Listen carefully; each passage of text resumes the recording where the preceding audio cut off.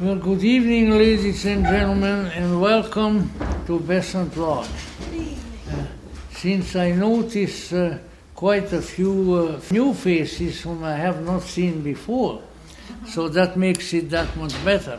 And therefore, I'll just say a word about where you are.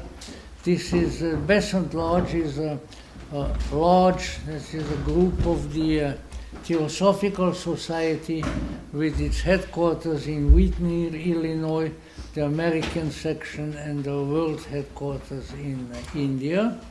And in this particular building, at the purchase of which in the 1950s I was present, this building, as far as we are able to determine, was built in the 1920s and used for many years as a neighborhood silent movie theater.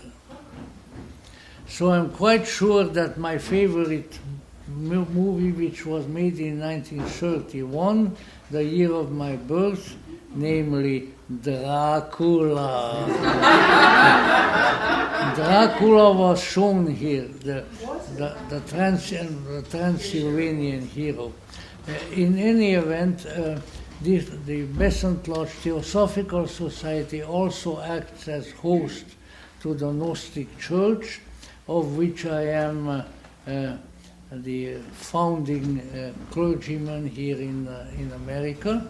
And so on Sundays and many other days we have Gnostic Church services here. And generally we try to generate as much esoteric fun as we can. And when it's not esoteric enough, then we make it exoteric. But the fun aspect is the important one. In any event, I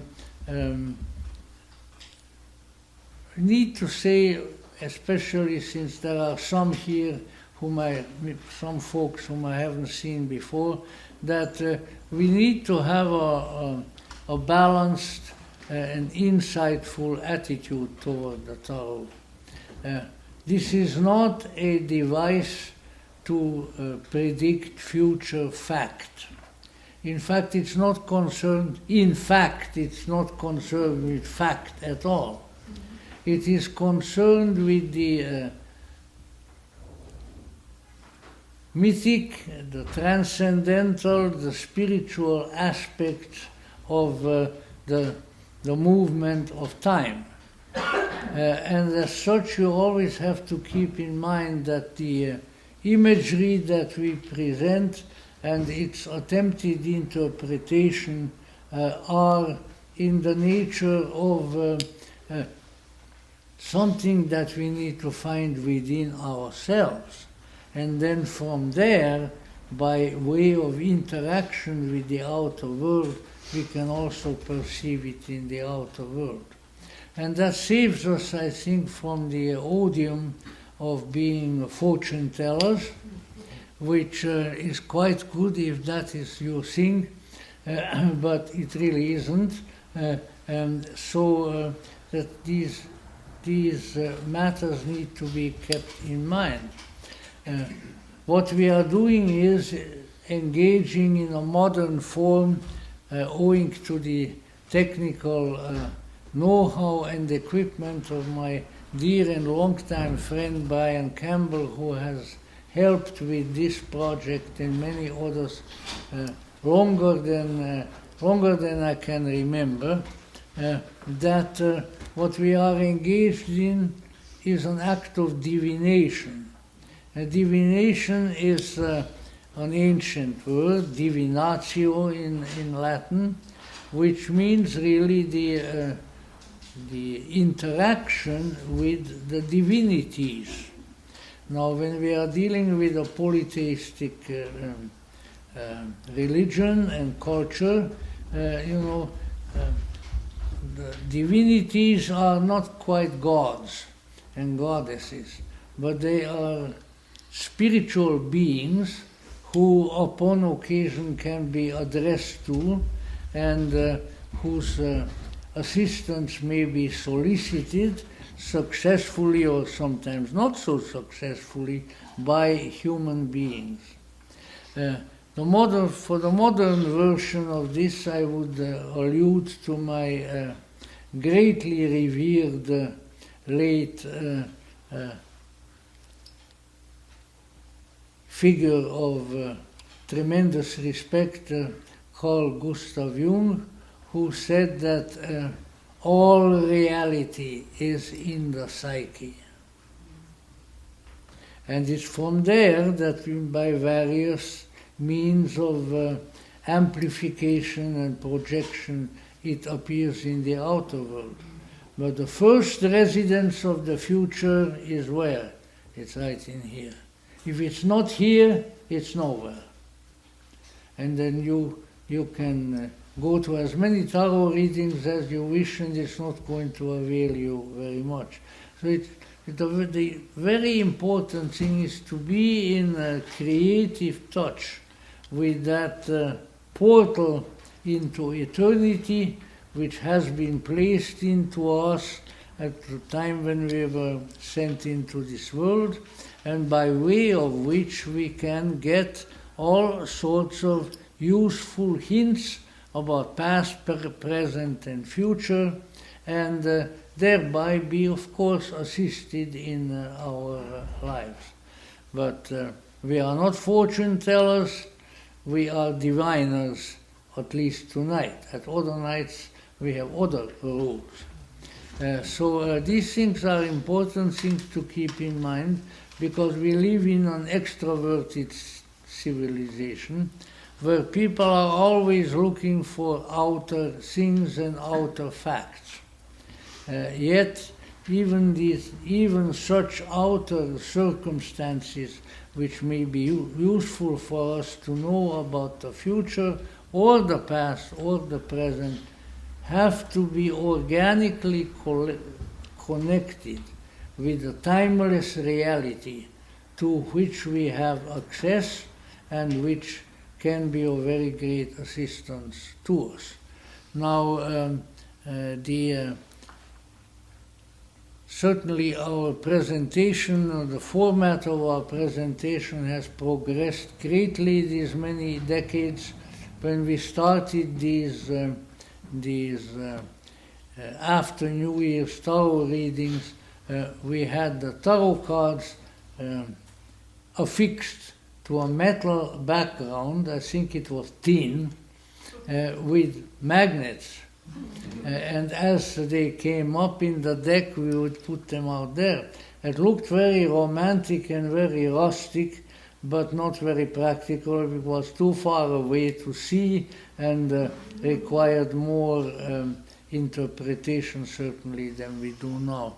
Now, by way of the good talents and equipment of my friend Brian Campbell, as we pick up the cards, we can have the same card projected onto the screen in a large format so that you can all see it, so that while we are contemplating it and interpreting it, we can have it well in sight. You need two things for a tarot prognostication. One is, of course, a tarot deck, and the second is an insightful and helpful way of interpreting the layout of the deck, because the cards have to be arranged in a certain sequence in order to produce the divinatory effect. The tarot deck that we are using, that's certainly pertinent, is the Waite deck. Arthur Edward Waite, the great Freemason and Kabbalistic scholar, had designed a tarot deck, had the idea of a tarot deck. And he had a young disciple, Pamela Coleman Smith. This was all in England around the turn of the century, and he instructed her in the artwork of producing this tarot. It became really, as far as I can tell, probably the most popular tarot deck in history. And it has many, many advantages which we don't need to go into, but just take it from me, the advantages are there and they are considerable. So then what we have is a tarot, the technical term is a tarot spread, and this has been called the Celtic spread, probably primarily because it is vaguely in the shape of a Celtic cross. That is the way that the cards are being laid out in a certain sequence, and each position has a particular meaning and a particular way of interpreting various portions of time, past, present, and future. So the first thing for the tarot spread and on hand, which is the Celtic spread, the first thing that we need is what is called a significator. In order to have the significator, we'll give it a preliminary shuffle. And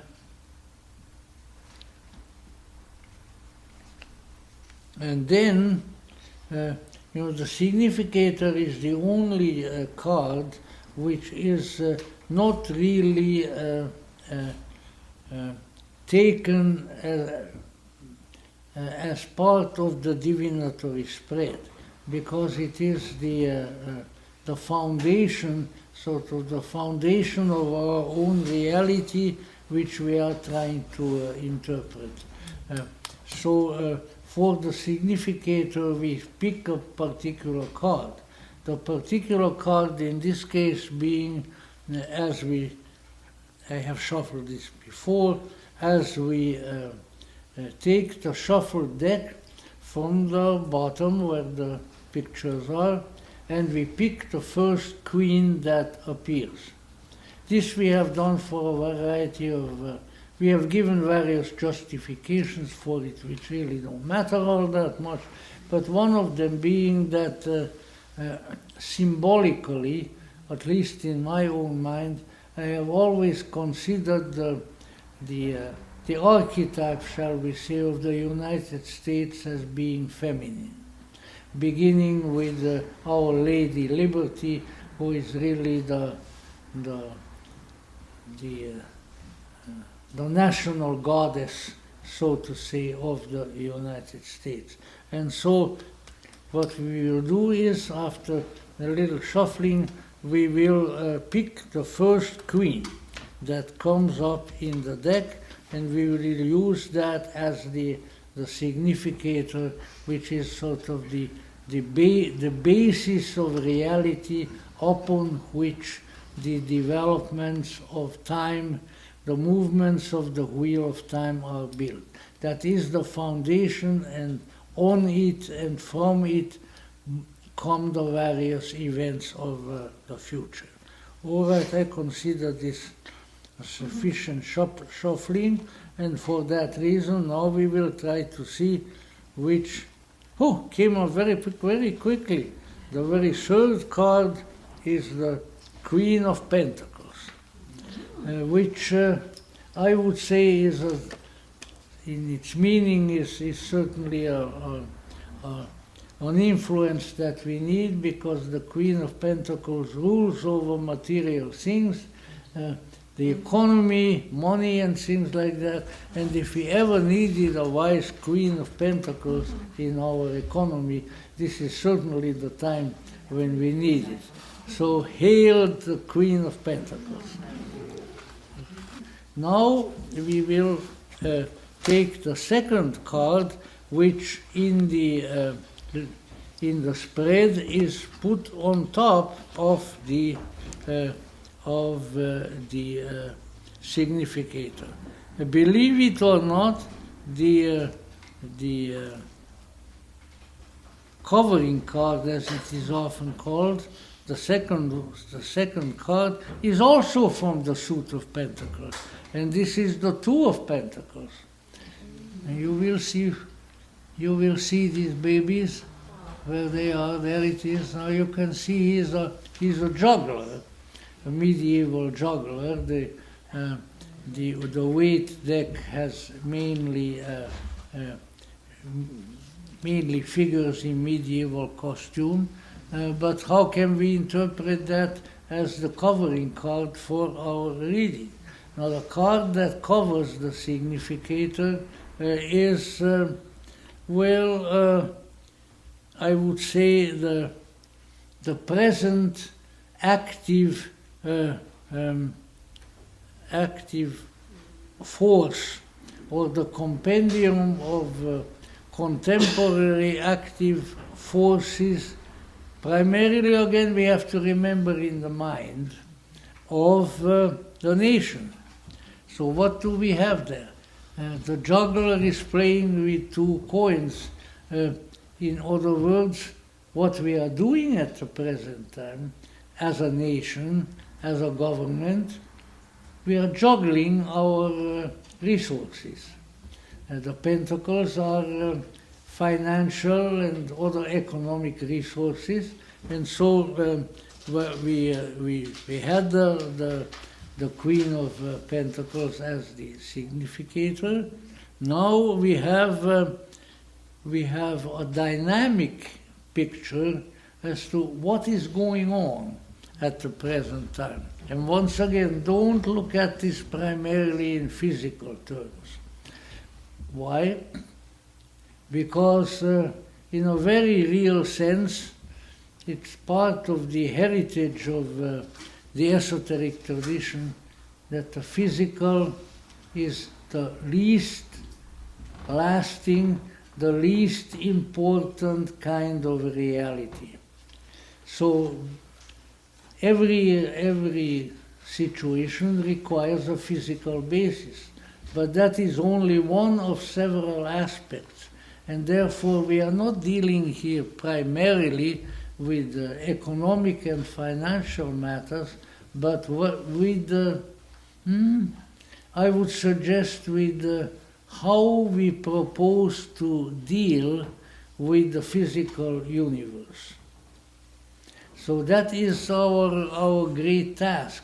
We are juggling around the physical conditions, forces of electronic and other nature, and somehow it is within that matrix that we are trying to find the solution to many of our problems.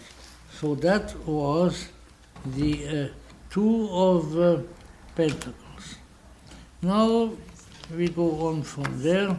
The next card that we will look at will be the card which, as we call it in the tarot, that crosses us. The crossing card is the Four of Cups. So we have moved now from the suit of Pentacles to the suit of Cups. If you like the four elements, then we moved from the element of earth to the element of water, and there we have this as the crossing card, which would indicate this is sort of the influence that comes in and enters the picture. The Four of Cups depicts as they all do, a medieval dressed figure. In front of him are three chalices or cups, and out of the clouds there reaches a hand bringing another cup. Meanwhile, our friend is sitting rather in a motionless position there by the tree, and he's contemplating the situation. You don't get the feeling that he's going to reach for the new development, for the new cup, or that he will opt for remaining with the three. But he's He's trying to make up his mind which way to go. Now the suit of cups is of course connected. That is what in the playing cards that you would play bridge with, or otherwise would be the suit of hearts, has to do with feeling, emotion. And so what we have here, we have a certain amount of emotional resource with us. That's the three cups that are sitting there. We have, we have enough bottles of rye and bourbon and so forth, and hopefully a good cognac at home, which we can put into a chalice, into a cup. So that's just an unnecessary digression. But let us say we have emotional resources. We know how to emote in this country, doggone well, maybe sometimes too much, you know. And I like it better if we say we know how to have fun, because that's obviously fun is fun, and therefore beneficial. In any event, so what this card it generally tells me is, are we, or I, or you, to stay with our available emotional resources, to try to get our feelings from the activities that are available to us, or are we to be aware of new opportunities, again connected with the feeling function of the psyche, which might bring variety, enrichment, things of that description into our lives. Which one are we going to do? The Four of Cups has not decided. So you can apply that to the psychology of the nation, let us say, in your own way, as you please. But let us say, I think that we are in certain respects, I'm not going to go into details, but we are in certain respects, I think, in a condition of radical indecision in the United States of America. Namely, are we to, say, go on the way we have and up to the present situation, or are we to modify that in one manner or the other and see some other factor enter the picture that maybe hasn't so far?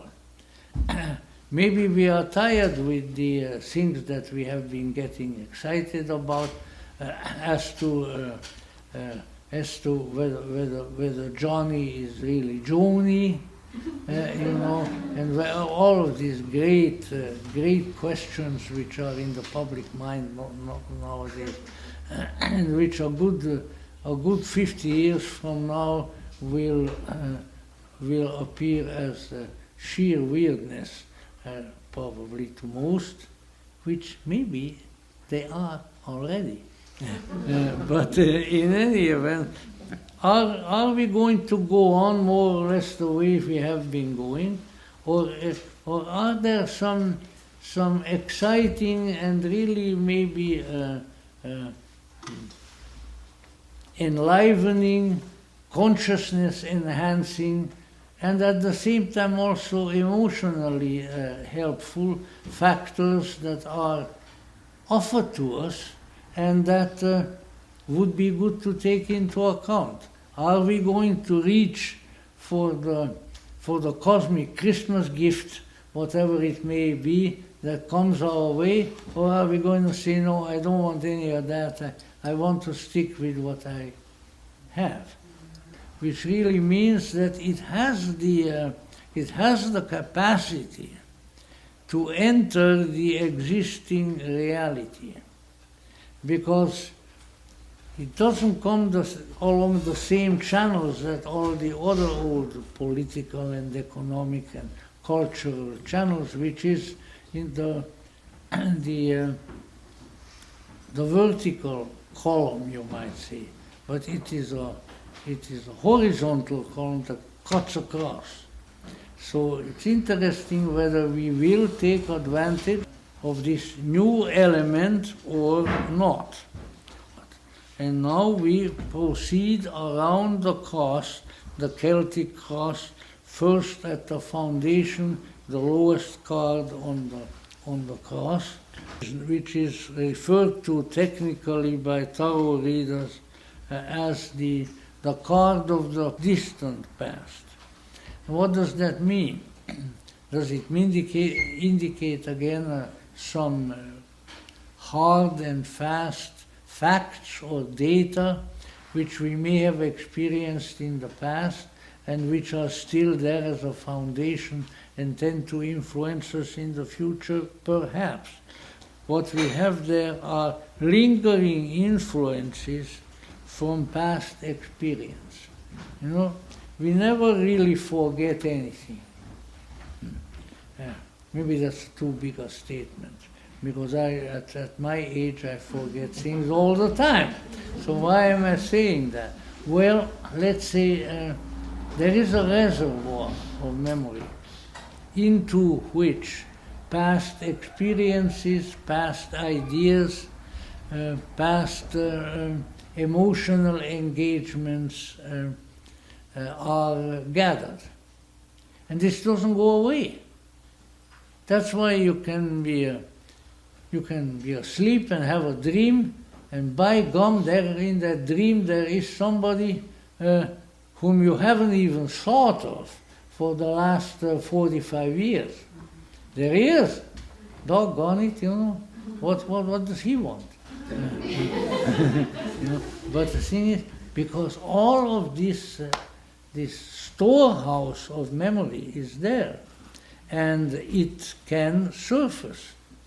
And some of it wants to surface, because some of it feels that it is related to present circumstances and might be useful to you in the present. You had an experience, I don't know, you were in love with the wrong person 35 years ago, and now you have a dream of that person. Why would that be there?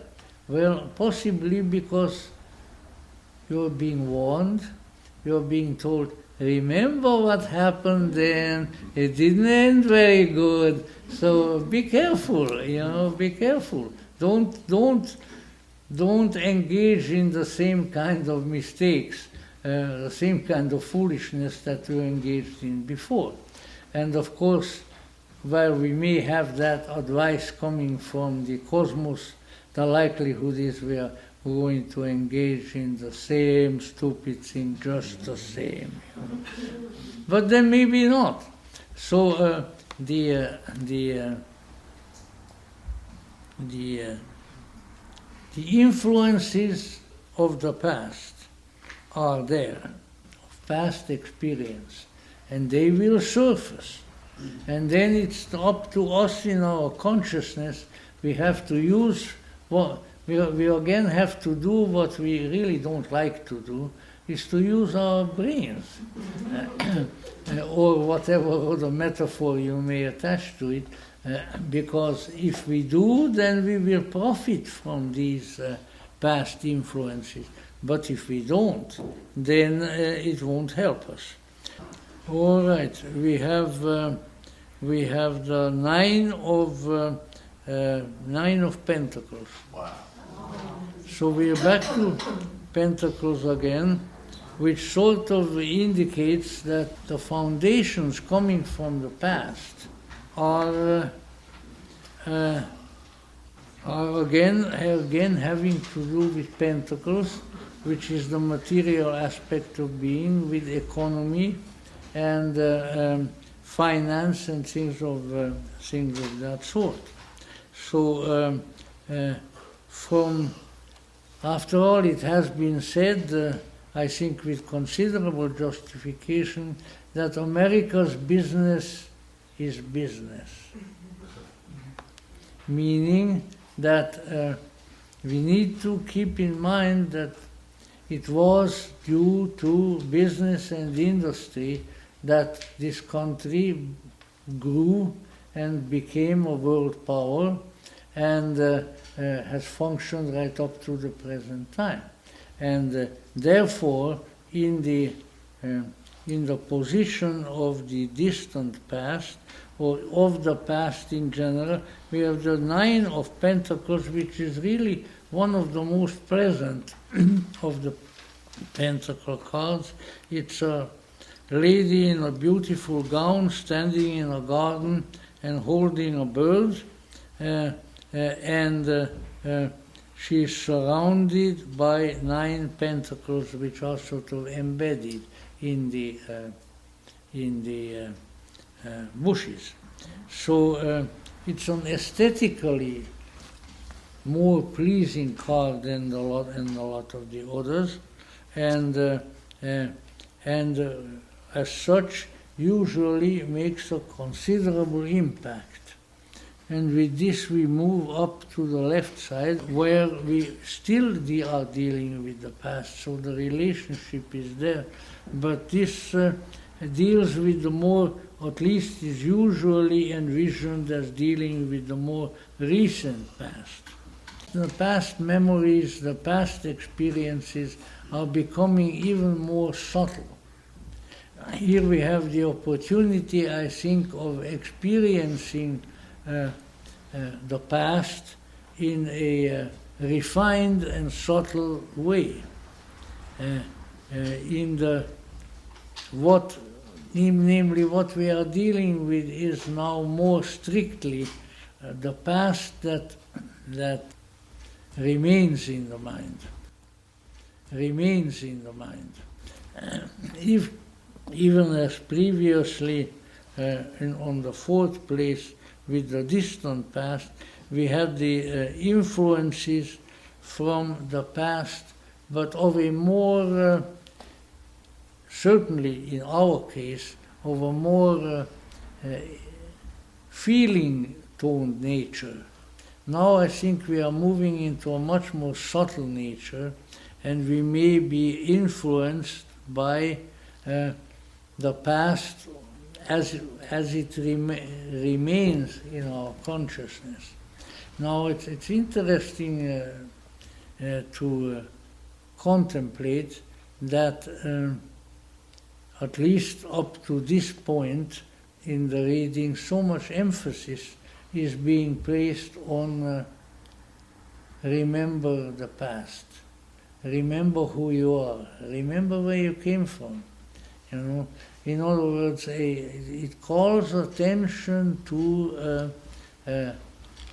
our past experiences and their effect upon us.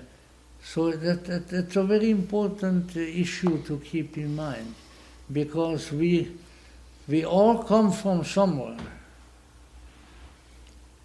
Whether we are going somewhere is maybe another question. But if we take advantage of where we are coming from on the time track, on what has happened in the past, of our experiences, or what we may have learned and so forth, then we may be moving forward in a useful fashion. And that is, of course, of considerable importance. But also, we have to have a sense of the subtle. You know, this I think is particularly difficult at the present time, because believe it or not, we always did to some extent. But it would seem to me that at the present time we are living in a coarse, unsubtle world. You know, it's what in German we call Faust im Auge, fist in your face. In other words, reality comes and hits you right in the snozzle, you know, very in a very crass sort of a way. But that the problem with that is that while we may learn something that way, if we pay too much attention to these kinds of developments, then we miss the more subtle message of life. I am not one of these people who loves to say that life is a school, you know.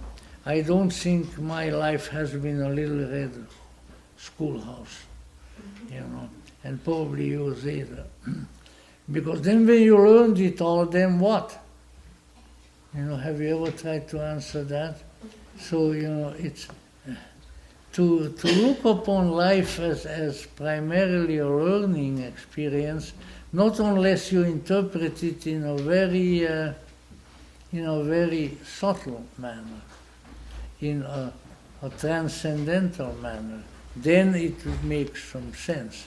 But in any event, here again we have the fifth card that we laid out is what remains from previous experience, what remains from what we have gone through in the mind, what we have absorbed, what has become part of our nature. And that, of course, is of great importance. The card is the Two of Swords. So this is the first time, I think, this evening, that the Suit of Swords makes its appearance.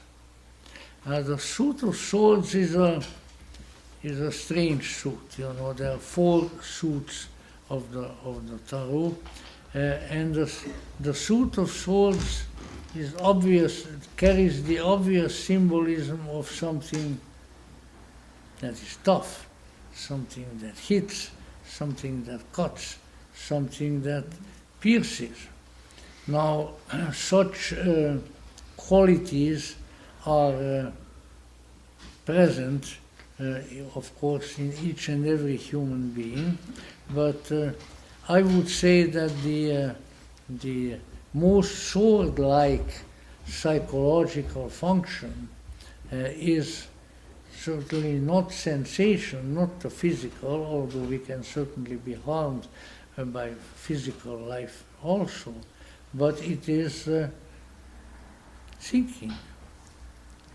Thinking. Our ability of thinking is the sharpest, the most powerful, the most wounding weapon that we possess. That is why it's very important to be in touch with our thinking and to allow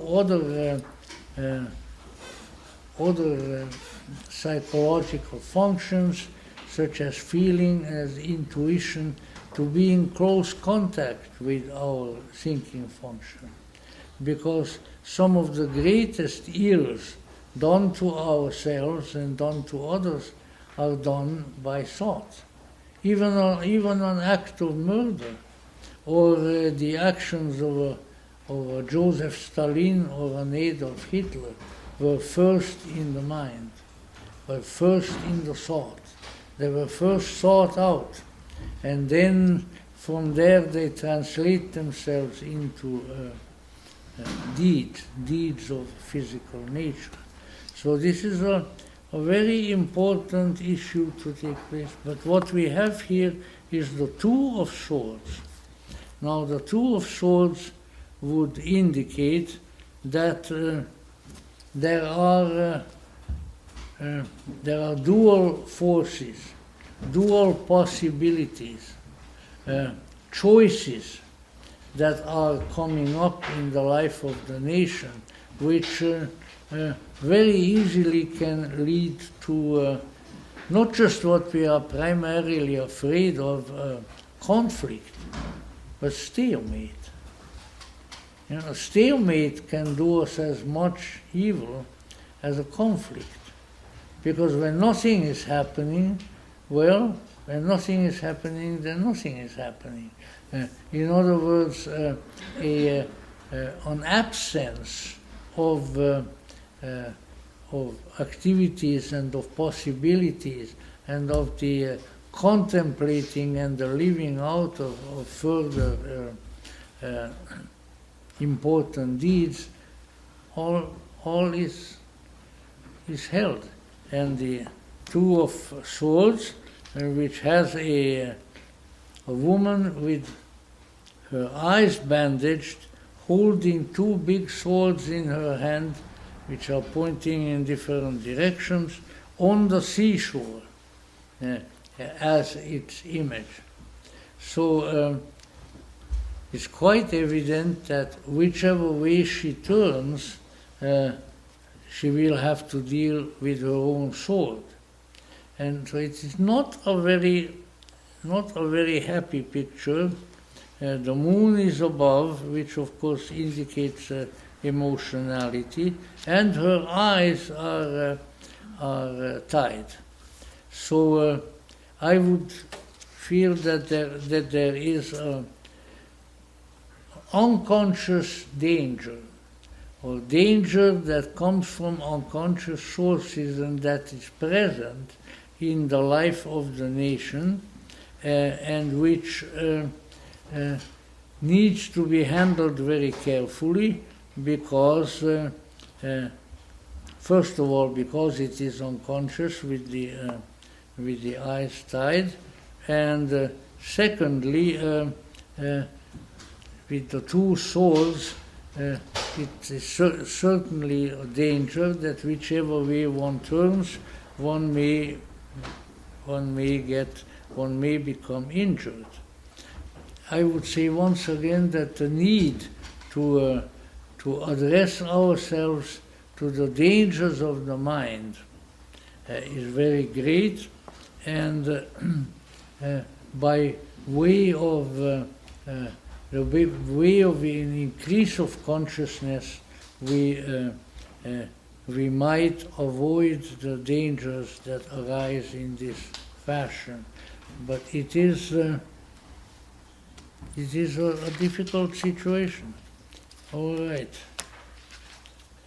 We come now to the card, the near future, on the right of the Celtic cross, has the Eight of Wands. Now the Eight of Wands is a very dynamic card. And the suit of wands on the whole, again you can't be too rigid about these things, on the whole the suit of wands is connected with the intuitive function of the psyche. So when we have the Eight of Wands with 8 wands coming flying in, we have a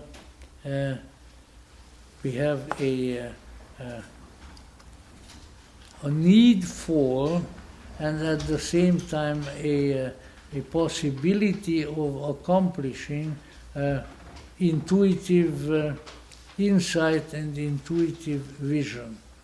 Because so far we have had a great deal of contact with pentacles. We had a great deal of contact with swords, but the suit of wands was not very much represented. So what we have here is possibly a timeline for the year, an indication of future developments, perhaps even more clearly delineated than before, wherein a whole number of arrows of the sling of fortune, a whole number of developments are zeroing in on the nation, which need in turn an increase in the intuitive function of people to discern and to handle. So I would say, once again, we should not tie these things down too much to a timeline, but I would say that in the early part of the future, maybe the early part of the year, there would be a lot of developments that require a deeper and intuitive insight to deal with. Because once again, the arrows of outrageous fortune may be coming in, and if we are not insightful, if we are not wise enough to discern their character and their possible outcome, then they may harm us. Otherwise, we may deflect the arrows, and we may be moving properly into the future. So I would say this requires alertness.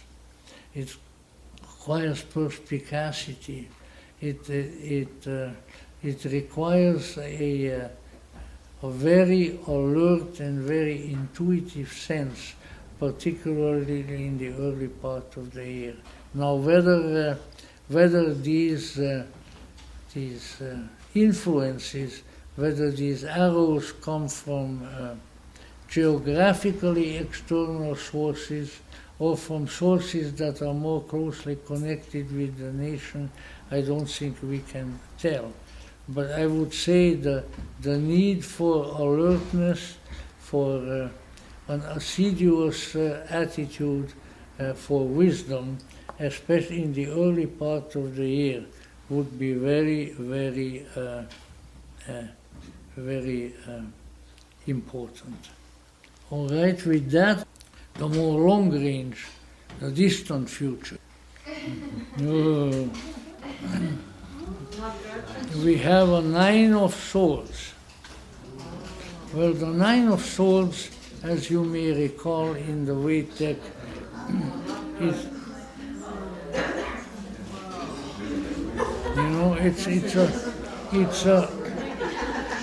it's not as bad as you might think. So it is a man rising up who had been asleep, rising up in bed, and he perceives 9 swords above the bed. So that, let's say, it is a card of nightmares, and it is also can be interpreted as an awakening. Awakening in the dark, in the unconscious, and the perception of certain wounding possibilities and dangers therein. So I would say that when we come to the so-called more distant future, then we have to be very careful, first of all, about how we perceive that future. Because this is obviously a dream. It is a nightmare that the person has on that card. And if we allow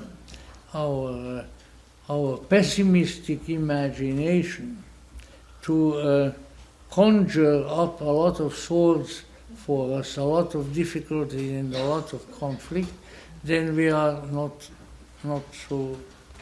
in such a good shape. But if on the other hand we realize that a lot of our fears, which is certainly an important issue, a lot of our apprehensions are of the stuff, as Shakespeare might put it, that dreams are made of.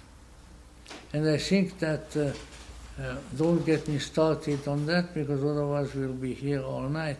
I think that has been the case and is the case with the majority of our fears, which have been inflated and cultivated by our media, and which were designed to scare us. So we have to be careful to realize that a nightmare is a nightmare. I think Jung made a pun when he was writing in English one time, that it is not a female horse that you see at night. Nightmare. See, even the wisest people have a proclivity for puns at times. In any event, I think that what is needed here is to rise out of bed and to see that the nightmare is a nightmare, that there are influences here, forces here which want to scare us, and to resist that, and to maybe take our hands off our faces and perceive the developments that are taking place in a more realistic light. And now I think we may address ourselves to the most interesting part, in many ways, of the reading, because it is the most interesting part of ourselves, and that is the unconscious, which is at the basis, at the foundation of the last column, and it really has to do with that which is underneath the surface of consciousness. So once again, it's interesting. What we have here, and you have to know the card, what we have here is the Ten of Pentacles. Now, the Ten of Pentacles deals with much attention being given to something physical. It's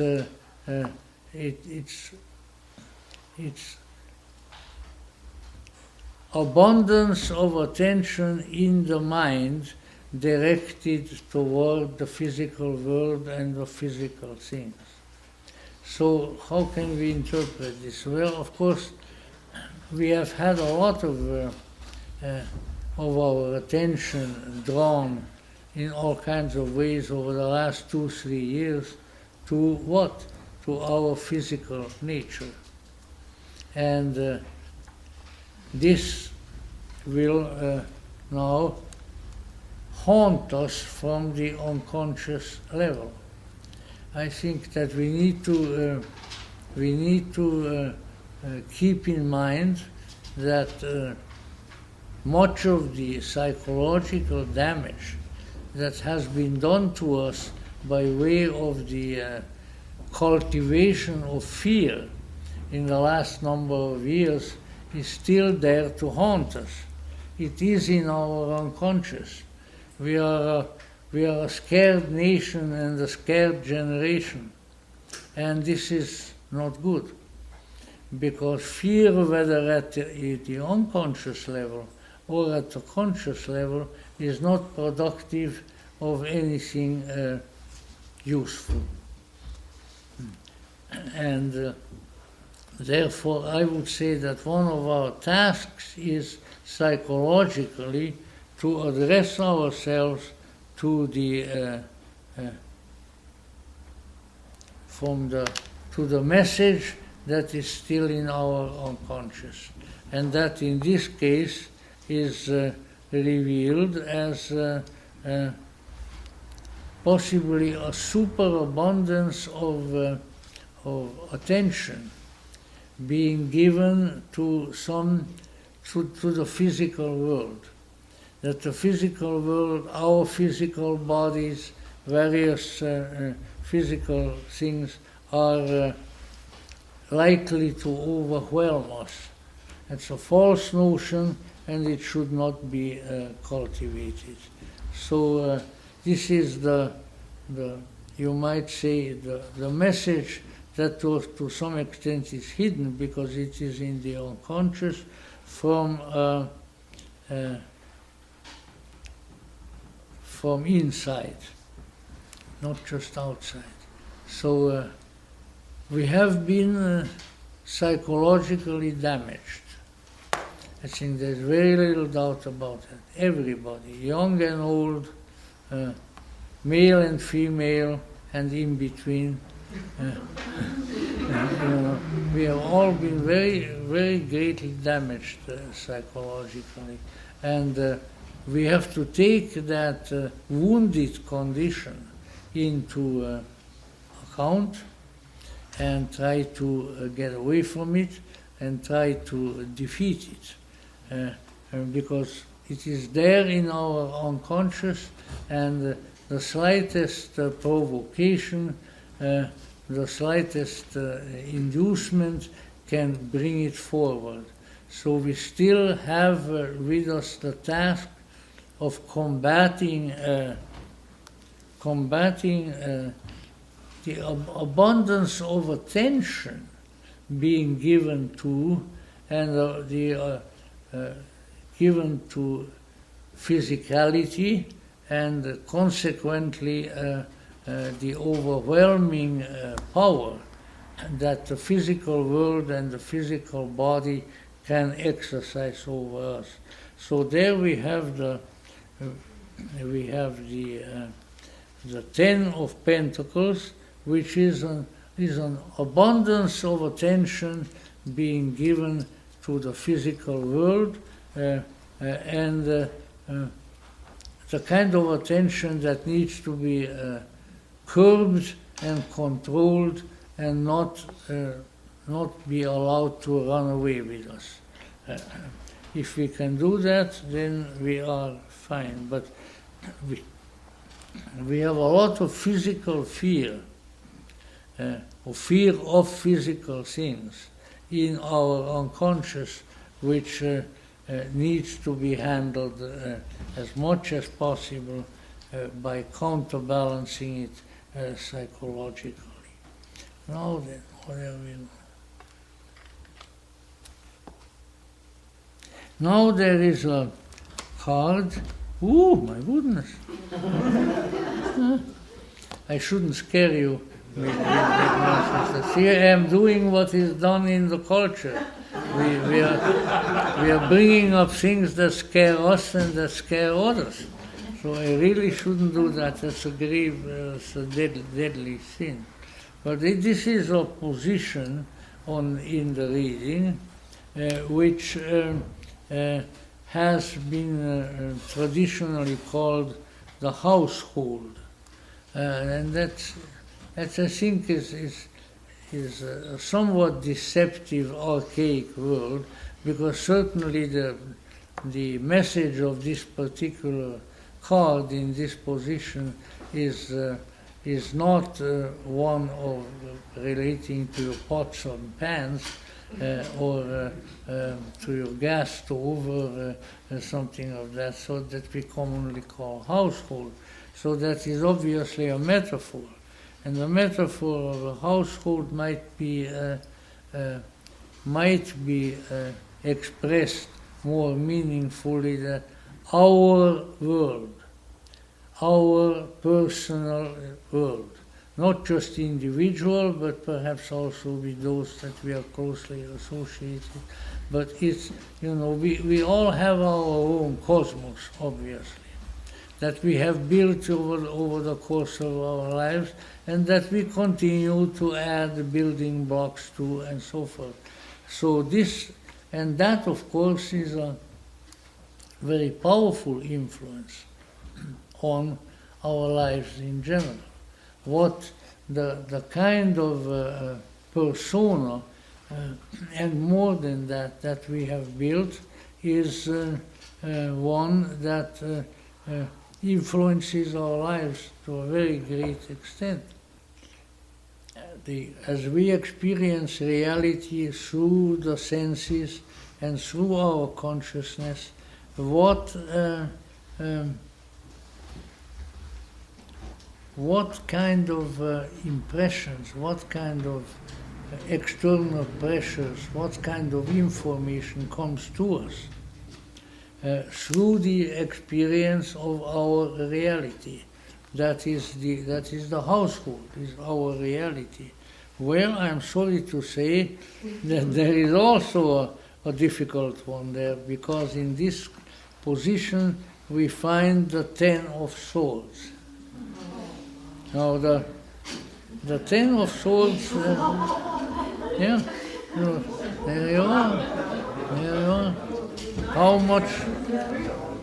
How much more wounded or even exterminated can you be? So the theme comes back from some of the earlier cards that we are injured. And we are greatly injured by what has been going on and perhaps is going on in our society. So generally, in the past, I wouldn't have been here in the past for quite a long time. Generally in the past, we were able to look at our psychological household, our daily experience of reality, the way we feel when we go to work, when we come home, the way we feel when our evening meal had burnt on the gas stove, all of these.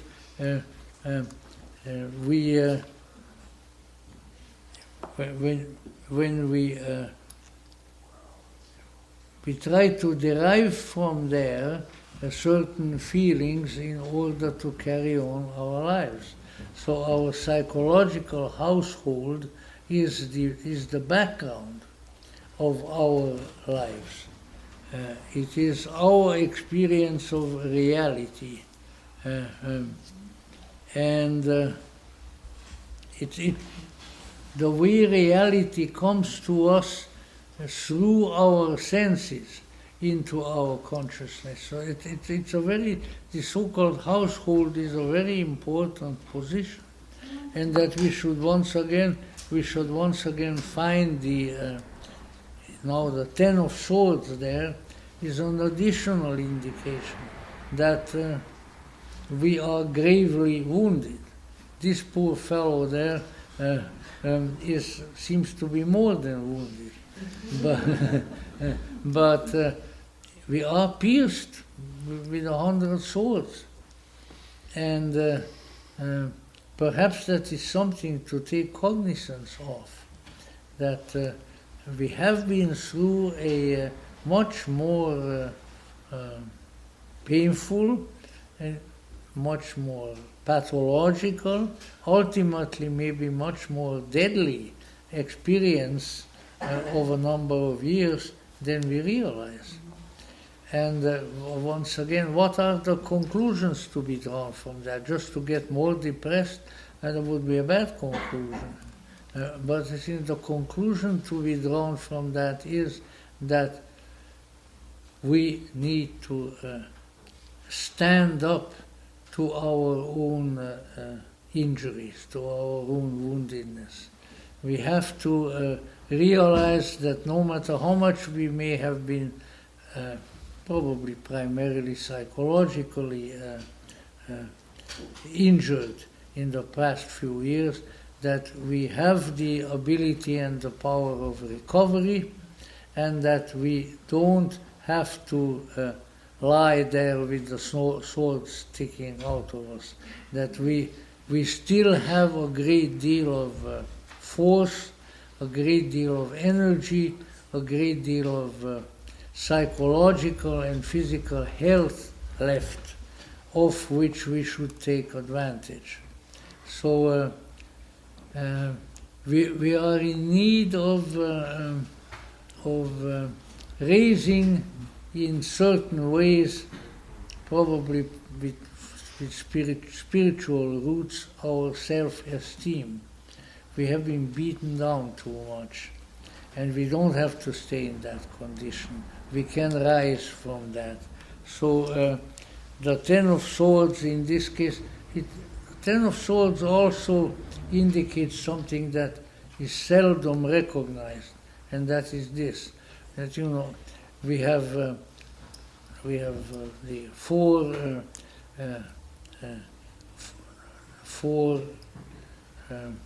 colors of cards, and swords, and the pentacles, and the hearts, and so on. And each one of them has 10 cards. These are 10 numbered cards of the Tarot, in addition to the major arcana. So what is important to keep in mind, that the tens are the bottom. They are the highest number of the numbered cards, and that means it isn't it's not going any further. What happens when you come down and hit the ground? There's only one place that you can go, unless you're a mole, and that is back up. So when you encounter the Ten of Swords, you're really encountering the lowest point of your psychological development. And that means that now it's time to turn around and recover, which already was indicated by some of the other cards as well. So the Ten of Swords in that particular position, I don't think has to be looked upon as a card of disaster, but rather as the card of the end of a process. And that's very important, because particularly with bad things, we don't usually admit that it could be the end. But rather we say, oh yeah, oh it's bad, but oh gee whiz, how much worse it's going to be tomorrow and the day after tomorrow. We have been conditioned to look upon a coming sequence of unhappy circumstances. Yet there hasn't been an evil in the world yet, in the history of this world, which did not reach its end. The only good thing about the bad is that it comes to an end. And I'm sure that we have all experienced that. Oh, well, at least finally this is over. Oh, hallelujah, So really, it's that kind of insight and that kind of recognition, I think, that we need to cultivate, and if so, then we can overcome the Ten of Swords in the so-called household, and we will not be pierced we will not be hoisted on our own petard within our own little world. And this is I'm greatly impressed with that this evening for some reason that I cannot really discern as such, namely that we are in a bad way, but that we can come out of that bad way.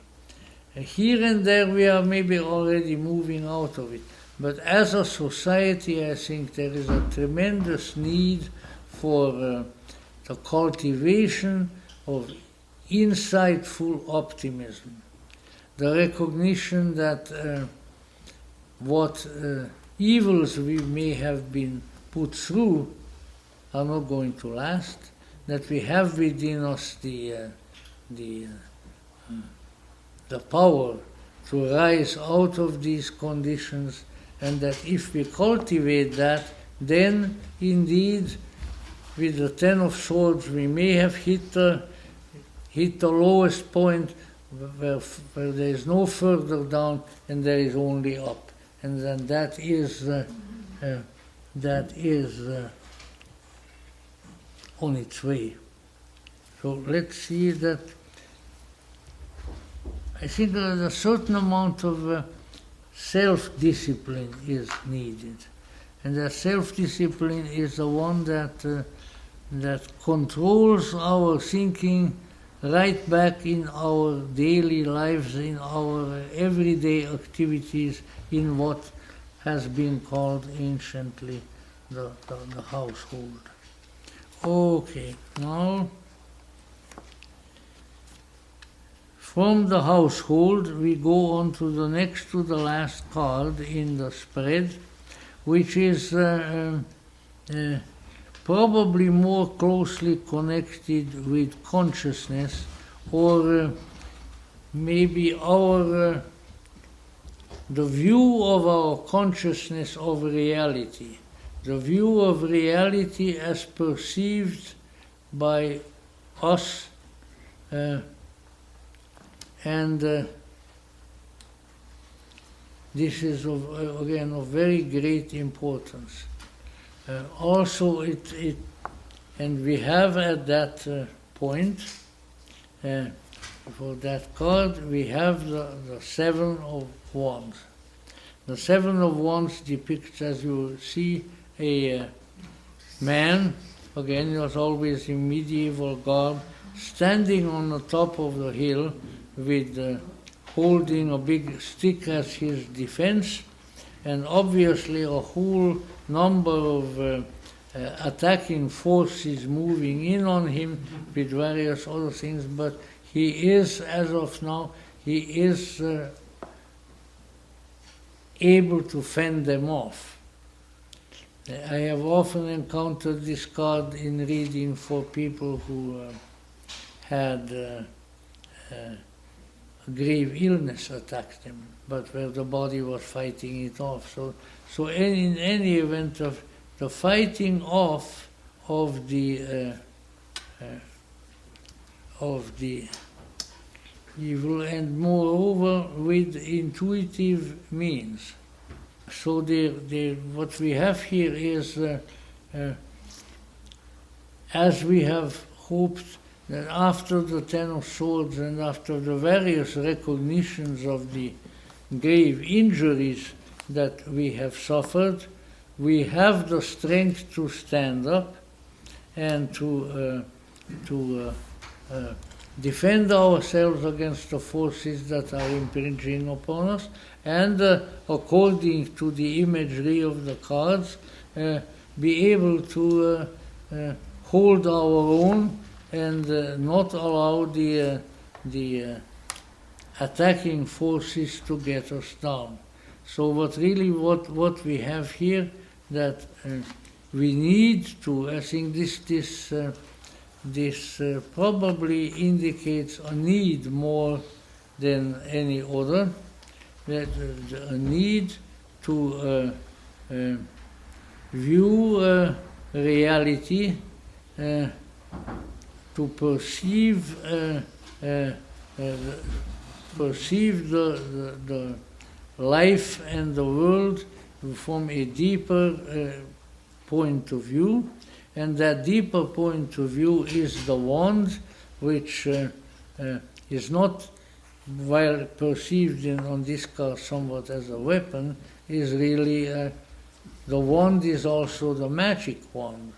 So what under some conditions, when we fight off evil, may be a weapon, can become the magic wand that brings about change. So I would say that is a good indication coming up toward the future, that our view may change from that of a victim onto that of someone who defends himself, the someone who can not be a victim any longer, but defend himself or herself against the forces of propaganda and negativity and the conviction of danger which is imposed upon us so often.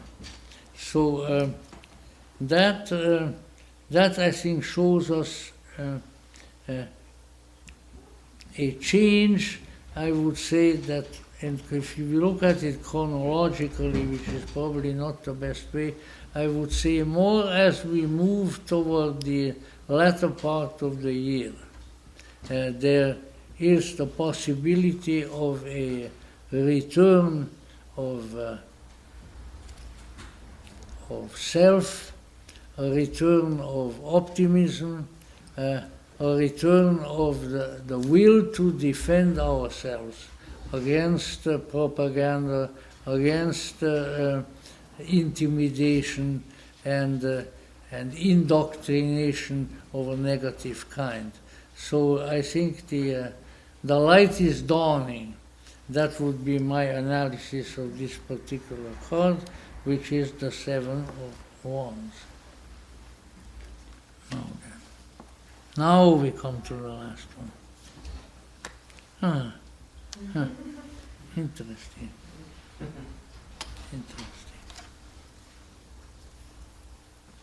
All right. So the last card in the Celtic spread, which is often referred to as the outcome, or the best outcome, the best possible outcome, so is before us, and it is a strange one. It is the Four of Pentacles. So we started with Pentacles, we end with Pentacles. And at the Four of Pentacles, we have a person who is seated on his throne or on his seat, and who has his feet on two pentacles, holds the pentacles in his arm, and even on his head there is a pentacle. So it is definitely a way of addressing and possibly even holding on to, but certainly being focused, just as it was in the very beginning, being focused on the physical world. But I would say that the likelihood is, if this comes up in the last card, that something has been accomplished, that perhaps economic forces in the outer and forces of interiority and health within the individuals and have improved, and that we are holding on to what we have physically, holding on to it for dear life, but apparently also effectively. Now what does arise in the mind of every tarot aficionado when looking at this entire picture? It's not a very good thing. Not a single major arcana. Yeah. Not a single major arcana. Now, the major arcana, as against the minor, the suit cards, the major arcana stand for what? For the spiritual archetypes, for the higher life, for the mythic life, for the journey of the hero's journey, as Joseph Campbell might call it. There's none there. That is very discouraging. It's very discouraging. But you know, discouraging things perhaps only happen to us so that from that discouragement we might derive the conclusion that we need to do something about the situation, that we are missing out somewhere. And that is, I would say that even if we just look at our society, that is definitely there. So what conclusion, what's going on, what's going on? What conclusion may we draw from that? I think primarily that we need the insight to recognize that how should we put it? The angels, the gods, the divinities, the ones whom we address in divination, have pulled back. They are not out where they are close to us. But we can change that. We can address them. We have to cultivate our spiritual lives. We have to do everything we can to bring back onto the stage that which is true, that which is good, that which is beautiful, that which is heroic, and that which is holy. We have allowed, and you don't need the Tarot for that to recognize that, a lot of people do. I think we have allowed life among our people and in our country to become secularized, to become worse than that, to become desacralized. We have and we are siphoning out the sacred from the life of our people, and that is a very, very deleterious thing. So when we look into our souls, where are the great powers? Where are the beautiful ones? Where are the angelic ones? Where are the gods and where are the goddesses? We can see them. And that is something that is terrible, and that is something that can be remedied. And but who can remedy it? Not the people in the White House and not the people in the State House in Sacramento, but we ourselves. So my overall judgment of this evening's reading is that we need to reverse course. We need to reverse course toward the spiritual. We are too much preoccupied with pentacles. We are too much beaten up by wands. We are too much pierced by swords, And where are the inspiring, the great, the wonderful, the beautiful powers? No, they can be there. They can return.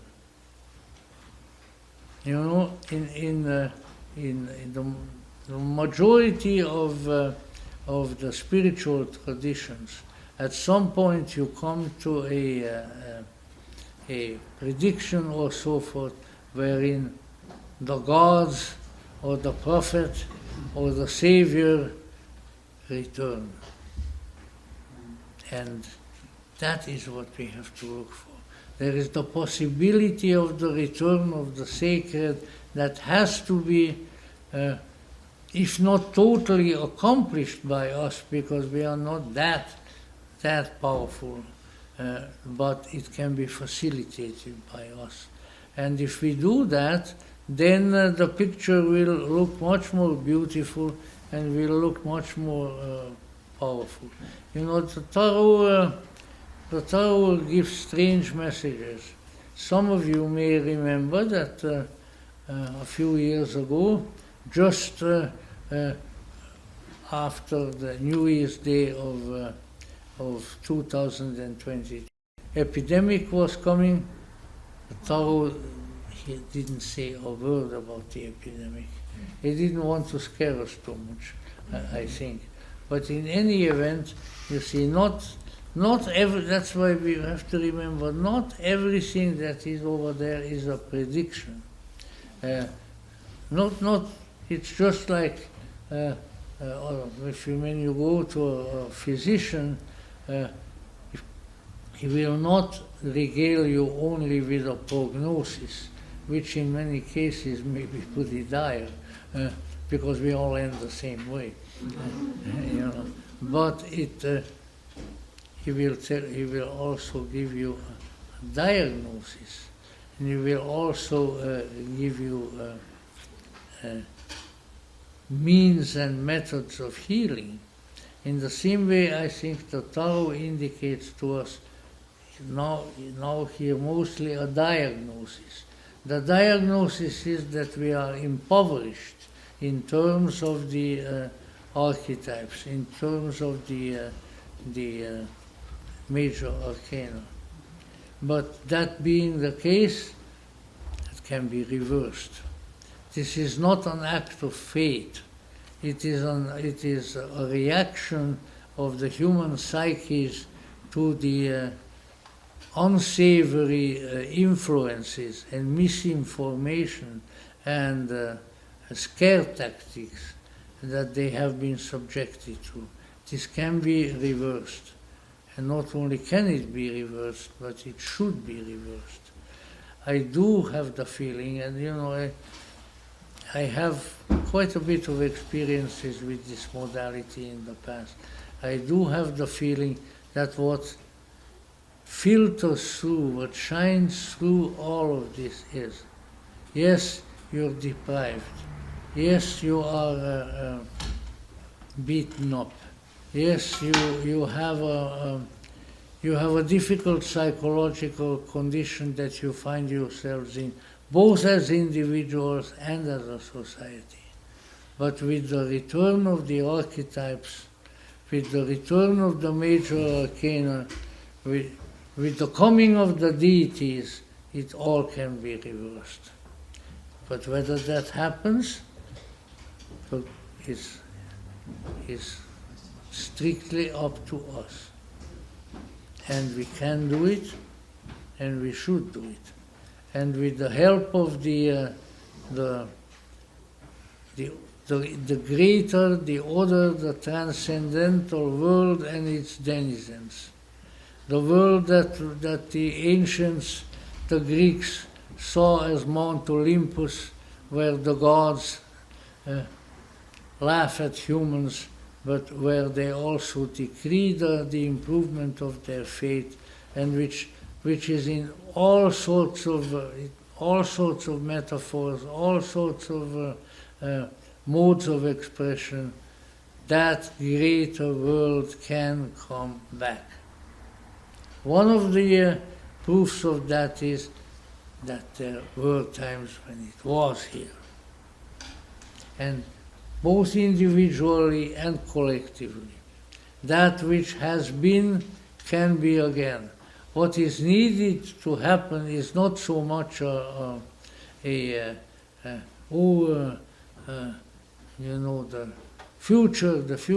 future, but rather a restoration. The sacred, the good, the wise, the kind needs to be restored. And we can restore it. Only we can restore it. We can restore it with the help of the greater forces that are implanted into us and that are present in the entire universal scheme, and to which we have not only access, but we have a right, because we ourselves are portions of that heroic, that holy, that transcendental reality. And just because it has gone largely because of our own unfortunate proclivities, much of it has gone underground.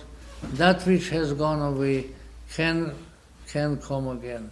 That which is not in front of us shall be again, and we shall participate in bringing it back. The cards are here, the cards don't lie.